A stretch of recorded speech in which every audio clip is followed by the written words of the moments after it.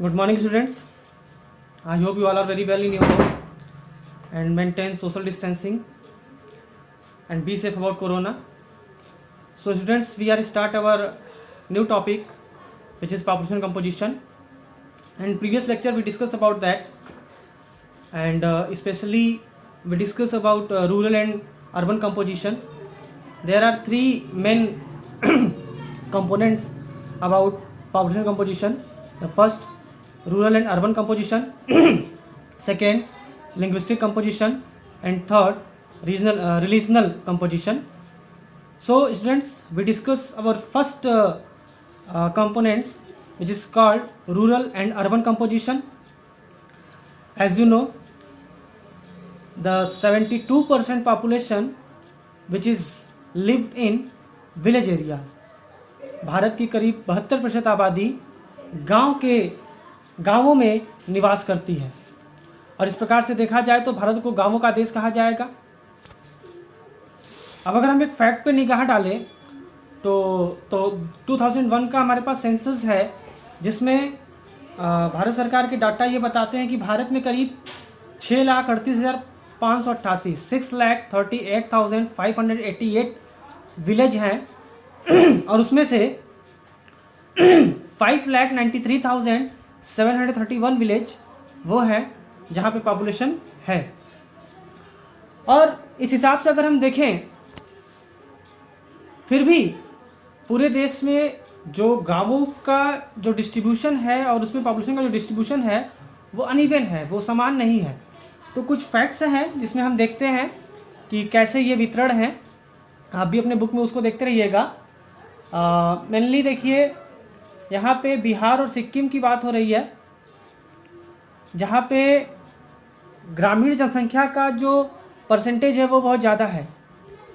गोवा और महाराष्ट्र राज्य जो स्टेट्स हैं, वहाँ पे जो टोटल पॉपुलेशन है तो हाफ से कुछ ज़्यादा पॉपुलेशन वो विलेज में बसती है, निवास करती है।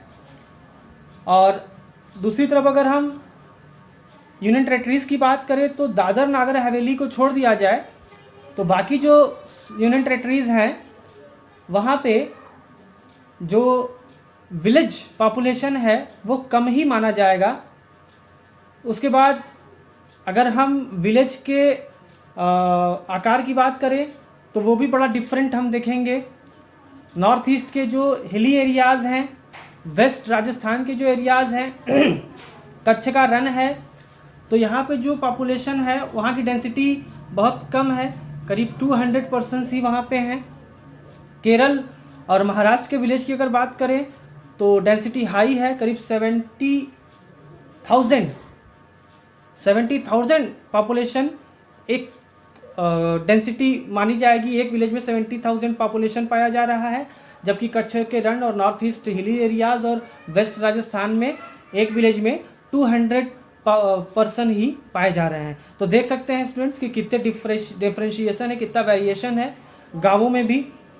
इसी तरीके से अगर हम टोटल को एग्जामिन करें तो intra state and inter state दोनों ही लेवल पे, इंट्रा स्टेट और इंटर स्टेट दोनों ही लेवल पे जो अर्बनाइजेशन है वो एक तरीके से डेंसिटी को, विलेज डेंसिटी को डिस्क्राइब करता है। और वो कैसे करता है, इसको अभी हम लोग इस पर आगे ध्यान देंगे, एक्सप्लेन करेंगे कि कैसे अर्बनाइजेशन प्रोसेस जो है वो विलेज डेंसिटी को इफ़ेक्ट करता है। फॉर एग्जांपल आप देखिए कि हम देखेंगे कि महाराष्ट्र और केरल, इन जगहों पे जो विलेज पॉपुलेशन है वो ज़्यादा है।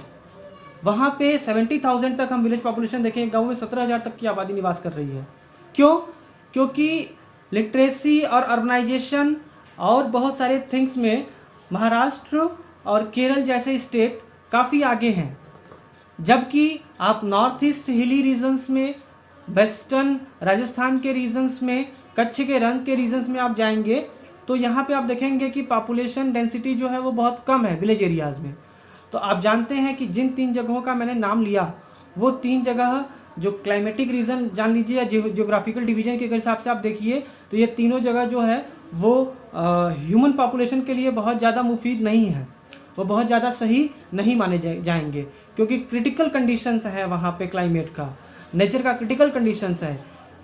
पहला जो है वो नॉर्थ ईस्ट हिली एरिया है जहाँ पे हमें रिसोर्सेज कम मिलेंगे। दूसरा है जो जहाँ पे रेत बहुत ज़्यादा है वेस्टर्न राजस्थान में। और तीसरा कच्छ का रण भी, वो भी रेतीला एरिया माना जाता है। तो इन वजहों से जो विलेज एरिया के या रूरल अर्बन कंपोजिशन का डेंसिटी का जो मैनर है वो काफ़ी वैरायटी लिए हुए है, वेराइज है। Understand students? अब इसमें एक चीज़ और है कि रूरल अर्बन कंसंट्रेशन, या हम ये कह सकते हैं कि रूरल अर्बन जो माइग्रेशन प्रोसेस होता है ये भी रेगुलेट करता है इसके डेंसिटी को। जैसे महाराष्ट्र जैसे स्टेट को अगर हम ले लें तो यहाँ पे आप देखिएगा कि अर्बनाइजेशन का प्रोसेस बहुत तेज है महाराष्ट्र में। तो जो पॉपुलेशन है वो महाराष्ट्र में माइग्रेट होकर के शहरों की तरफ ज़्यादा जाएगी, और उस स्टेट में भी पॉपुलेशन आएगी बाहर से। महाराष्ट्र में जो आबादी होगी वो भी बाहर से आएगी, तो वो विलेज एरिया के पॉपुलेशन को भी बढ़ाएगी, क्योंकि सारी आबादी अर्बन एरियाज को ही कवर नहीं करती है। जो बहुत क्रिटिकल स्टेट्स हैं क्लाइमेटिक रीजन से, वहाँ से भी आबादी मूव करके आएगी, और अर्बनाइज्ड एरिया में या ऐसे रीजन्स में जहाँ पे इंडस्ट्रीज़ हैं, जहाँ पे आपकी बेसिक नीड्स पूरी हो सकती हैं, उन जगहों पे जाकर के भी अर्बन एरियाज़ में और ख़ास करके रूरल एरियाज़ में भी बसना शुरू होगी। तो ये फैक्ट्स हैं, ये कुछ चीज़ें हैं जिसके आधार पे आप ये समझ पाओगे कि जो रूरल अर्बन कंपोजिशन है वो इंट्रा स्टेट पे तो अलग है ही, उसके साथ साथ अर्बनाइजेशन प्रोसेस से, इंडस्ट्रियलाइजेशन प्रोसेस से भी इस पे इफ़ेक्ट पड़ते हैं। अब आप इसमें एक चीज़ और देखो कि रूरल पॉपुलेशन के अपोजिट अगर आप देखो तो जो अर्बन पॉपुलेशन है यहाँ पे 27.8% ही है, यानी कि उसके मायने में बहुत कम है। फिर भी आप देखोगे कि जो बैक एरियाज़ में, बैक डिकेड्स में यहाँ पे जो ट्रेंड चला है वो अर्बनाइजेशन के प्रोसेस को बढ़ाया है। इसके कारण बहुत सारे हो सकते हैं, हेल्थ फैसिलिटीज़, ऑक्यूपेशनल स्ट्रक्चर्स और एजुकेशन, इंडस्ट्रियलाइजेशन, अर्बनाइजेशन। इन वजहों से धीरे धीरे जो अर्बनाइजेशन है, जो नगरीय जनसंख्या है वो बढ़ रही है। तो इस चीज़ों पे भी गौर आप करिए। और उसके साथ साथ आप देखिए कि जो इकोनॉमिकल डेवलपमेंट हो रहे हैं, हेल्थ फैसिलिटीज़ सुधर रही हैं, तो इसमें भी अर्बनाइजेशन का बड़ा ही महत्वपूर्ण रोल रहा है। अब हम थोड़ी और गहराई में जाएं कि अर्बनाइजेशन का प्रोसेस कैसे बढ़ा है। तो देखिए कि उत्तर भारत के मैदानों में आप देखिए वहाँ पे खेती काफ़ी सुगम हो गई, रेल नेटवर्क पहुँच गया, सड़कें अच्छी हो गई। अब आप देखिए, थोड़ा किताब को देखिए, उसमें सीधे सीधे लिखा हुआ है कि जो नॉर्थ इंडिया के जो प्लेन एरियाज़ थे वहाँ के जो मेन सड़क थे वो जो है रेल रूट से काफ़ी सटे हुए थे।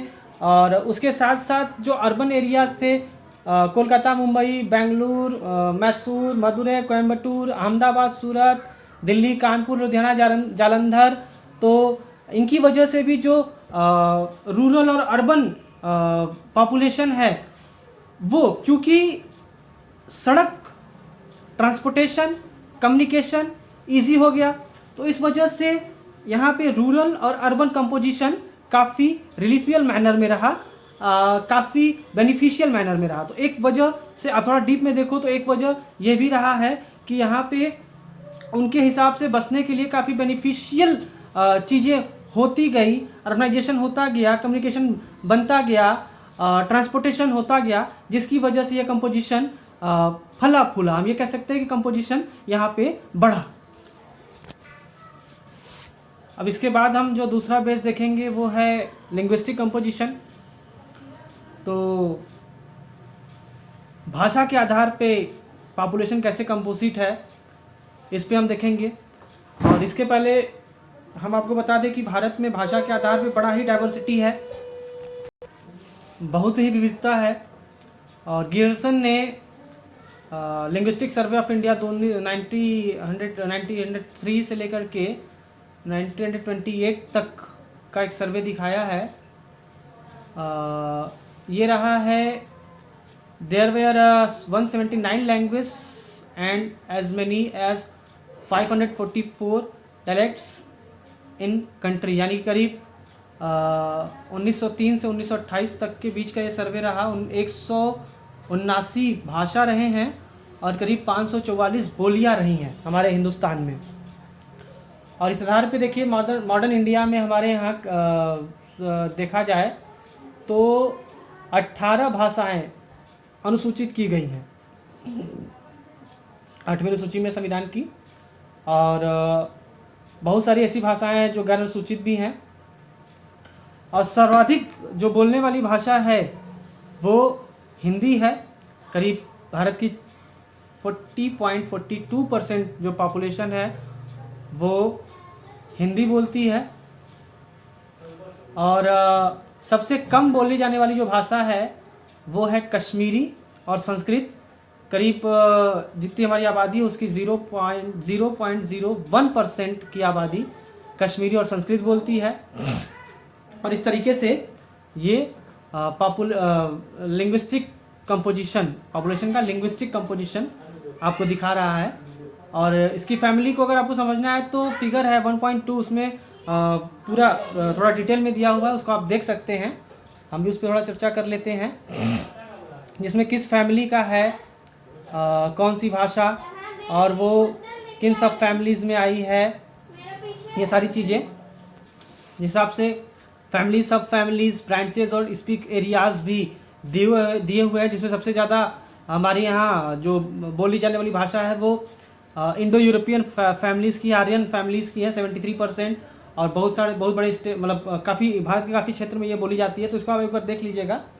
हम इसके बाद आगे चलते हैं, रिलीजनल कंपोजिशन पे चलते हैं। और रिलीजनल कंपोजिशन को शुरू करने से पहले धर्म के बारे में थोड़ा सा चर्चा कर लिया जाए।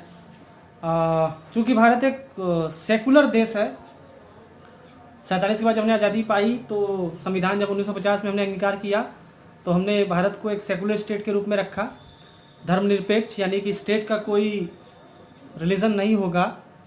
और फिर भी अगर देखा जाए तो हिंदुस्तान में सबसे ज़्यादा हिंदू धर्म फॉलो करने वाले लोग पाए जाते हैं, सबसे ज़्यादा हिंदू धर्म लोग मानते हैं हिंदू धर्म को। और विश्व में भी सबसे ज़्यादा हिंदू धर्म को फॉलो करने वाले लोग भारत में ही पाए जाते हैं। और इस हिसाब से अगर हम थोड़ा एनसीईआरटी के बेस पे चलेंगे तो यहाँ पे जो धर्म है वो कल्चर और पॉलिटिक्स, इसको इन्फ्लुएंस करने वाला सबसे बड़ा फोर्स है। और धर्म के हिसाब से भारत की राजनीति हमेशा प्रभावित हुई है, संविधान प्रभावित हुआ है, नीतियाँ प्रभावित हुई हैं। तो हम उधर नहीं जाना चाहते, अभी बहुत ज़्यादा डीप में उधर हम लोग नहीं जाएंगे, क्यों प्रभावित हुई, कैसे प्रभावित हुई, इस पर कोई डिस्कशन नहीं है। बस ये जानिए कि धर्म और इसका कंपोजिशन, इसका संगठन बड़ा ही महत्वपूर्ण है। तो अगर हम डायरेक्ट बेस पे आए तो इंडिया एंड बांग्लादेश का जो बॉर्डर एरिया है, भारत पाकिस्तान का जो बॉर्डर एरिया है, और वहाँ से जो डिस्ट्रिक्ट्स हैं जो लगे हुए, जम्मू कश्मीर और नॉर्थ ईस्ट के एरिया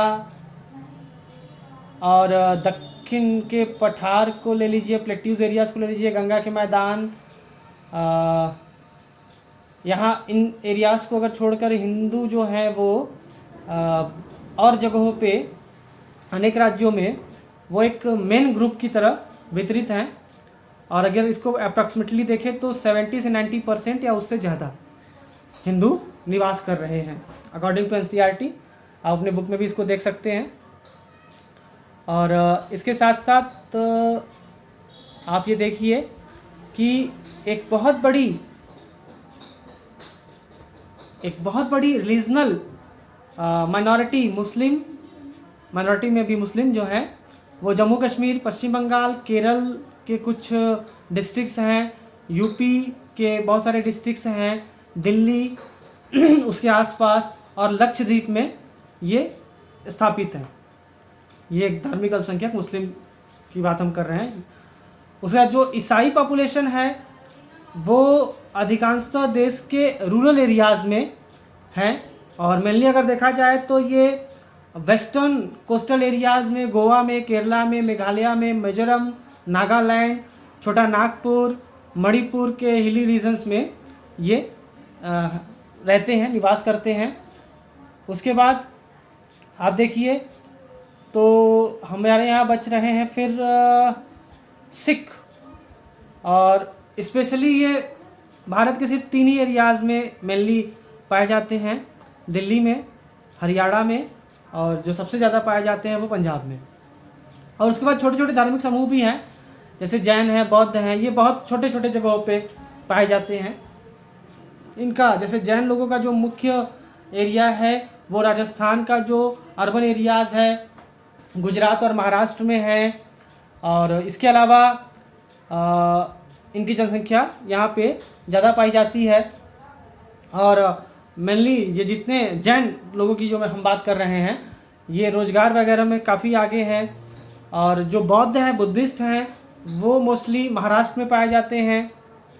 और अगर बौद्ध बहुल्य क्षेत्र को देखिए, बुद्धिस्ट एरिया को देखिए, तो सिक्किम, अरुणाचल प्रदेश, जम्मू कश्मीर का जो लद्दाख रीजन है, हालांकि अब वो अलग हो गया है JNK से, त्रिपुरा, हिमाचल प्रदेश के लाहौल और स्पीति एरियाज़ में, और यहाँ पे ये बौद्धिस्ट पाए जाते हैं। और रिलीजन में अगर देखें तो जरथुस्ट हैं जो, और कुछ ट्राइबल्स एरियाज हैं, ये लोग भी भारत में निवास करते हैं, छोटे छोटे समूहों में देश भर में बिखरे हुए हैं। तो ये एक तरीके से भारत का रीजनल कंपोजिशन हुआ। तो स्टूडेंट आज हम लोग बस इन्हीं 3 कंपोनेंट्स के बारे में पढ़ेंगे पॉपुलेशन कंपोजिशन में, और आप इसको बुक में पढ़िएगा, थोड़ा इसको ध्यान से पढ़िएगा, और उसके बाद कल हम लोग एक नया टॉपिक शुरू करेंगे। तब तक के लिए धन्यवाद, थैंक्स।